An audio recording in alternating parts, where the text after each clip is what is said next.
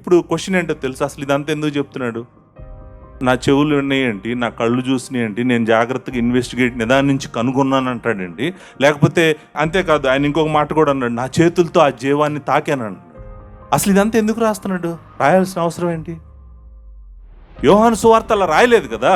యోహాను సువార్త ఇలా రాయలేదు, నా చెవులు విన్నాయి, నా కళ్ళు చూసినాయి, నేను ఇన్వెస్టిగేట్ చేశాను, నా చేతులు తాకినాయి. ఇవన్నీ ఎందుకు రాస్తున్నాడో చెప్పమంటారండి. అబద్ధ బోధకులు ఏం చెప్తున్నాడంటే ఆయన శరీరము ధరించలేడని చెప్తున్నారు. అబద్ధ బోధకులు ఏం చెప్తున్నారు? ఆయన శరీరము ధరించలేడు, ఆయనకు శరీరం లేదు, ఆయన శరీరం ఉందని మీరు అనుకుంటున్నారు, శరీరం లేదని చెప్తున్నారు వాళ్ళు. అంటే వెనకాల మీకు ఏం తెలియాలి? వెనకాల ఏం జరుగుతుంది అనేటువంటి కాంటెక్స్ట్ మీకు తెలియలేదనుకోండి, మీరు ఎప్పటికీ అర్థం చేసుకోలేరు పుస్తకాన్ని.